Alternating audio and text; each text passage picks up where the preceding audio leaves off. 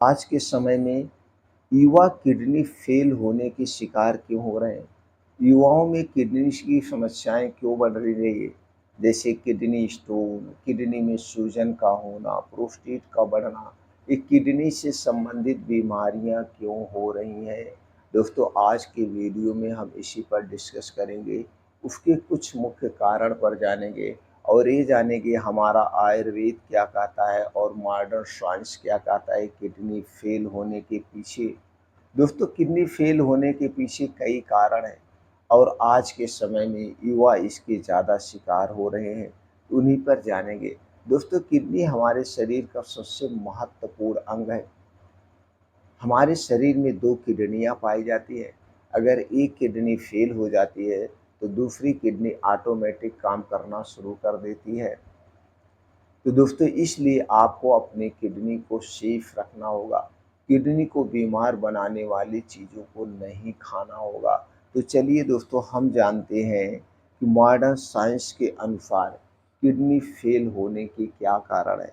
दोस्तों, हमारा modern science सबसे पहले मानता है अनियमित डायबिटीज़, अनियंत्रित डायबिटीज़, यानी आपका जो डायबिटीज़ अगर बहुत ज़्यादा बढ़ जाता है, तो इस कंडीशन में भी किडनी फेल होते हैं। और जब आप डायबिटीज़ के लिए जो हाई डोज दवाएं ले रही हैं, ये भी दोस्तों डोज आप दवाएं आपकी किडनी फेल होने का कारण बन सकती है। तो सबसे पहले यहाँ पे ध्यान देना होगा कि आपको डायबिटीज़ हो ही ना, डायबिटीज़ ना हो, इसके लिए आपको क्या करना पड़ेगा, वो सारी चीज़ें आपको अपनानी पड़ेगी। दूसरी चीज़ मानता है जो मॉडर्न साइंस, ब्लड प्रेशर का ज़्यादा होना।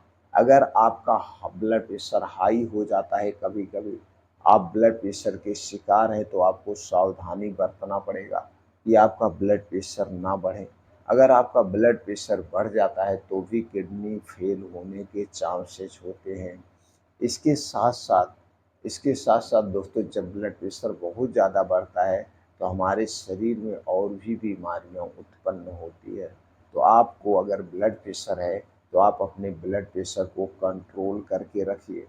और ये भी है दोस्तों, जो ब्लड प्रेशर की आप मेडिसिन ले रहे हैं, इस मेडिसिन से भी किडनी फेल होने के चांसेस होते हैं। क्योंकि जितनी भी एलोपैथिक दवाएं होती हैं, जितनी भी एलोपैथिक दवाएं होती हैं, इनका ज़बरदस्त साइड इफ़ेक्ट होता है। जिस चीज़ के लिए हम खाते हैं वो चीज़ तो ठीक होती है, उसके साथ-साथ दोस्तों इसके और सारे नुकसान होते हैं। इसलिए हमें प्रयास करना चाहिए घरेलू नुस्ख़ों पर।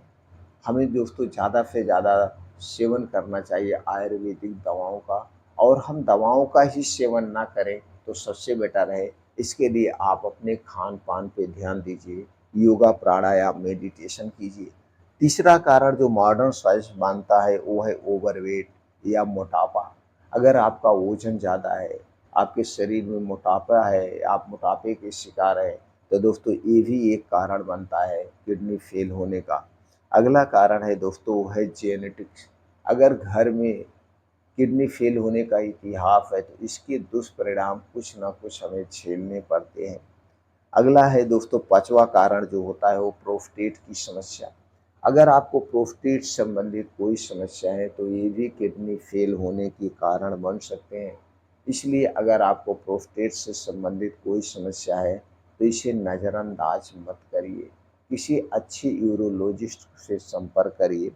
अगला कारण है यूरिनरी ट्रैक इन्फेक्शन, यूटीआई। आपको अगर यूटीआई की समस्या है, तो भी ये किडनी फेल होने के कारण बन सकते हैं। ये तो हो गया मॉडर्न साइंस के अनुसार। अब चलिए दोस्तों, हम जानते हैं आयुर्वेद क्या मानता है। आयुर्वेद मानता है कि किस कारण से आपको डायबिटीज हुई है, किस कारण से आपको हाइपरटेंशन यानी कि हाई ब्लड प्रेशर हुआ है, मोटापा आ रहा है, प्रोस्टेट की समस्या आ रही है, यूटीआई हो रहा है। इन सब के पीछे क्या कारण, ये सब क्यों हो रहा है? अब ये आयुर्वेद उसके जड़ पे जाता है। तो सबसे पहले आयुर्वेद ये कहता है ये बीमारियां ही ना हो, इसके लिए आपको कुछ करना होगा। अब ये बीमारियां क्यों होती हैं? ये बीमारियां आयुर्वेद मानता है अधिक शराब का सेवन करना। अगर आप बहुत ज़्यादा शराब का सेवन कर रहे हैं, तो तब भी दोस्तों आपको किडनी फेल होने के चांसेस बढ़ जाते हैं। दर्द निवारक या एंटीबायोटिक दवाओं का अधिक मात्रा में सेवन करना। अगर आप बहुत ज़्यादा दर्द निवारक टैबलेट ले रहे हैं या एंटीबायोटिक दवाओं का सेवन कर रहे हैं तो इसके भी साइड इफ़ेक्ट हैं। ये भी कारण होता है किडनी फेल होने का। अगला कारण है धूम्रपान, तम्बाकू और गुटखा। ये भी कारण है किडनी का आयुर्वेद के अनुसार। और आयुर्वेद अगला चीज जो मानता है वो गलत दिनचर्या, modern life style, cold drinks का अधिक सेवन, ठंडा पेय का अधिक सेवन, ठंडा पेय पदार्थों का अधिक सेवन, मैदा, चीनी, रिफाइंड, डालडा से बनी हुई चीज़ों का अधिक मात्रा में सेवन, क्योंकि ये सारी चीज़ें आपके शरीर के वात पित्त कफ को बढ़ाती है। और जब हमारे शरीर का वात पित्त कफ बढ़ता है तभी हमारे शरीर में बीमारियां होती हैं। तो दोस्तों ये आयुर्वेद मानता है। इसके साथ साथ आयुर्वेद ये भी मानता है जब आपकी शरीर निष्क्रिय अवस्था में होती है, शरीर की जो है एक्टिविटी नहीं होती है, जिसके कारण भी ये बीमारियां होती है। और अगला जो कारण मानता है वो है दोस्तों अनियमित दिनचर्या, यानी गलत आपका खान पान, देर रात तक जागना, देर रात को खाना खाना, तली भुनी चीज़ों का रात में सेवन करना, ये सारी चीज़ें आयुर्वेद मानता है। और इन चीज़ों का सेवन करने से आपका वात पित्त कफ बिगड़ता है, पाचन तंत्र गड़बड़ होता है, जिससे पेट में गैस कब्ज एसिडिटी होती है।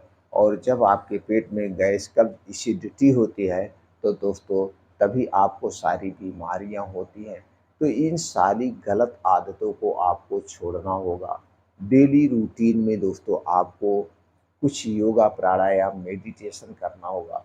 अगला कारण जो आयुर्वेद मानता है वो है चिंता, डिप्रेशन। अगर आप बहुत ज़्यादा काम का बोझ लेके चलेंगे, पारिवारिक टेंशन लेके चलेंगे तो जिसके कारण आपका ब्लड प्रेशर बढ़ेगा, आपको शुगर होगा, तरह तरह की बीमारियां होगी। तो दोस्तों आपको चिंता, डिप्रेशन छोड़ना होगा। ये सारे कारण है किडनी फेल होने के, ये सारे कारण है आपके शरीर को बीमार बनाने के। तो दोस्तों इन कारणों को छोड़ना होगा। तो कुल मिला जुला के आप दोस्तों चिंता, डिप्रेशन से बचने के लिए डेली योगा करिए, मेडिटेशन करिए, प्राणायाम करिए और अपने खान पान पे विशेष ध्यान दीजिए। आप अपने खाने पीने में ज़्यादा साग सब्जियों का सेवन करिए, मौसमी फलों का सेवन करिए, मोटे अनाज का सेवन करिए, बीन्स का सेवन करिए। और इसके साथ साथ दोस्तों ड्राई फ्रूट को भी रात में भिगो के सुबह ले लीजिए। इन सारी चीज़ों में फाइबर प्रचुर मात्रा में पाया जाता है, एंटीऑक्सीडेंट पाया जाता है, जो आपके शरीर को स्वस्थ और निरोग बनाता है। और दोस्तों आप डेली अपने शरीर की एक्टिविटी बढ़ाइए। एक्टिविटी बढ़ाने के लिए आप तेज गति से मॉर्निंग वॉक करिए, रेसिंग करिए, जिम जाइए, जो आपको पसंद है खेल कूद करिए, योगा करिए, जो आपको पसंद है अपने शरीर की एक्टिविटी बढ़ाने के लिए वो सारी चीज़ें करिए। फिर आप देखिए कैसे स्वस्थ और निरोग रहेंगे, आपको कोई बीमारी नहीं होगी।